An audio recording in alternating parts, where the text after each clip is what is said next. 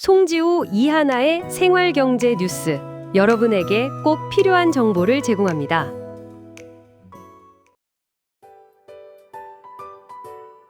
네, 여러분 안녕하세요. 최근에 시장을 움직인 큰 이슈들이 정말 많았죠.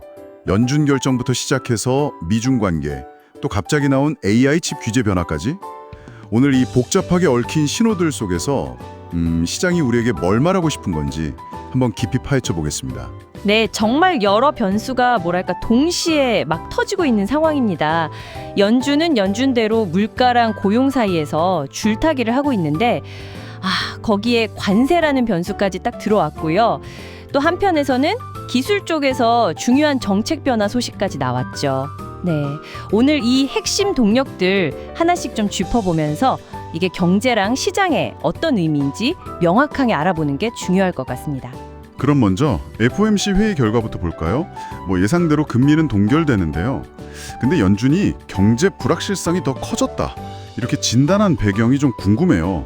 이전보다 표현이 세진 것 같아서요. 맞습니다.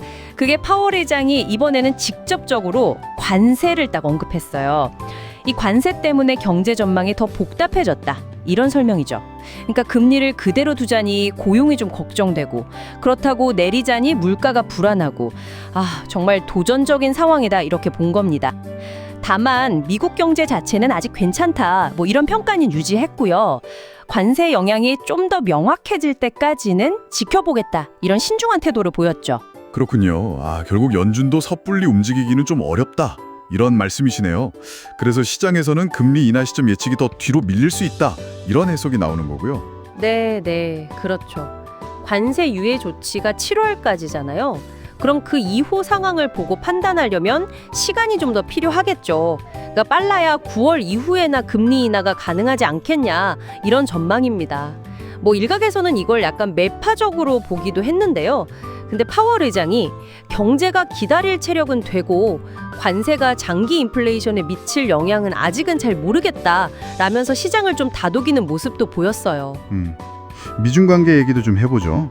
곧 회담이 있다고는 하는데 사실 큰 기대는 좀 안 하는 분위기인가요? 특히 트럼프 대통령 쪽에서는 협상 때문에 관세를 먼저 내려줄 생각은 없다, 이런 입장이라면서요. 네, 양쪽 다 지금 팽팽하게 기싸움을 하고 있는 그런 모습입니다. 회담 자체는 대화한다는 거니까 긍정적이긴 한데 당장 뭔가 눈에 보이는 성과를 기대하기엔 좀 어렵다는 시각이 많죠. 중요한 건 역시 이 관세 문제가 계속해서 경제 불확실성의 어떤 핵심 요인으로 작용하고 있다는 겁니다. 골드만삭스나 JP 모건 같은 곳에서도 이 무역 갈등 심해지면 경기 침체 위험 커진다, 이렇게 경고하고 있고요. 그리고 정말 예상 못한 변수였는데 그 AI 칩 거래 규제 시행 직전에 갑자기 중단됐잖아요. 이건 어떻게 된 건가요? 네, 맞아요. 그게 현 미국 상무부가 이전 바이든 행정부 때 만들었던 AI 규제안이 너무 복잡하다, 그리고 이게 미국 기업 혁신을 막을 수 있다, 이러면서 시행을 딱 중단시켜 버렸습니다. 완전히 없애는 건 아니지만 방향을 좀 바꿔서 미국 기업 혁신이나 AI 분야에서 지배력을 오히려 더 강화하는 쪽으로 좀 더 간소화된 새 규정을 만들겠다, 이런 의지를 밝혔어요. 이 소식 나오면서 엔비디아 주가가 막판에 확 올랐죠? 이 그럼 업계 목소리가 좀 반영된 결과다, 이렇게 볼 수 있을까요? 때문에 어렵다는 얘기를 계속 해왔거든요. 특히 엔비디아 같은 경우는 한 500억 달러 그 정도로 추산되는 중국 AI 칩 시장 놓치면 타격이 크다, 이런 입장도 밝혔었고요. 예전에 트럼프 행정부 때도 비슷한 규제 완화 검토가 있었다는 걸 생각해보면 아무래도 업계 요구가 이번 결정에 영향을 좀 미쳤을 걸로 보입니다. 결과적으로는 기존 안보다는 중국에 수출하는 길이 조금은 더 열릴 수 있겠다, 이런 기대감이 커지면서 엔비디아나 관련주들 그리고 시장 전체에 좀 긍정적인 영향을 준 거죠. 이런 기술주 중심의 분위기가 수급에도 영향을 줄 수 있을 텐데요. 마침 최근에 외국인들이 국내 증시에서 순매수하는 모습이 보였어요. 이걸 좀 추세적인 변화로 봐도 될까요? 네, 그 블록들 물량을 빼고도 순매수가 들어왔고요.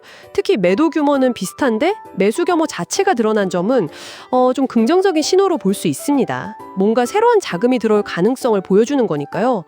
다만 이게 단기적인 건지 아니면 중장기적인 자금인지는 조금 더 지켜봐야 합니다. 적어도 한 주 3일 이상 그 정도 연속으로 순매수가 이어지는지를 좀 확인해 볼 필요가 있겠어요. 네. 국내 증시하면 또 삼성전자 주가 움직임도 중요하게 봐야겠죠. 그렇죠. 삼성전자가 지금 주가의 장기 추세를 보여주는 선 있잖아요. 120월선. 그러니까 10년 이동 평균선인데 그 부분에서 계속 등락을 하고 있습니다. 여기가 되게 중요한 지지선인데 여기서 외국인 매수가 꾸준히 들어오면서 주가가 좀 의미 있게 반등한다면 이건 시장 전체가 바닥을 확인했다. 이런 신호로 해석될 수도 있거든요. 그래서 외국인들이 삼성전자를 사는지 이걸 계속 좀 주시해야 합니다. 그럼 지금 시장 반등은 어떻게 봐야 할까요? 이게 그냥 기술적인 반등일까요? 아니면 길었던 하락 추세가 이제 좀 마무리되는 걸까요? 지금 시장 경로가요. 과거 평균적인 조정 패턴하고는 약간 좀 다른 모습을 보이고 있어요. 중요한 건 조정 기간인데요. 보통 큰 조정을 겪고 나면 한 3개월에서 4개월. 그 시점에서 시장 방향이 결정되는 경우가 많거든요. 그래서 이 5월 시장 흐름이 어떻게 될지 가늠하는데 아주 중요합니다. 만약에 앞으로 3거래일 연속 하락한다거나 이런 급격한 조정 없이 현재 흐름을 잘 유지한다면 이번 조정은 마무리되고 점진적인 상승 추세로 갈 가능성도 좀 기대해 볼 수 있습니다. 근데 반대로 또 연속적으로 하락세가 나타난다. 이러면 다시 저점을 테스트하러 갈 위험도 생각해야겠죠. 결국에는 관세 문제가 어떻게 되느냐, 또 미중 협상 결과, 그리고 외국인들이 계속 돌아오느냐, 이 세 가지가 앞으로 시장 방향을 결정하는 핵심 변수가 되겠네요. 네, 그렇습니다. 연준도 이 모든 걸 다 지켜보면서 굉장히 신중하게 움직일 거고요. 여기에 또 AI 칩 규제 완화 가능성 이런 변수가 기술주 중심으로 시장 전체에 생각지도 못한 어떤 활력을 줄 수도 있고요. 가능성은 열려 있습니다. 네, 오늘 얘기를 쭉 나눠봤는데요. 이걸 바탕으로 여러분께서 한번 좀 고민해 보시면 좋을 질문을 하나 던져볼까 합니다. 만약 미국이 AI 칩 규제 방향을 그냥 통제하는 게 아니라 자국 기업의 지배력을 강화하는 쪽으로 바꾼다면 이게 기존의 강력한 수출 통제 방식이랑 비교했을 때 전 세계 AI 경쟁 구도나 반도체 공급망에 궁극적으로 어떤 다른 종류의 영향을 미치게 될까요? 다음 저희 분석 시간까지 이 질문에 대해 한번 생각해 보시는 것도 재미있을 것 같습니다.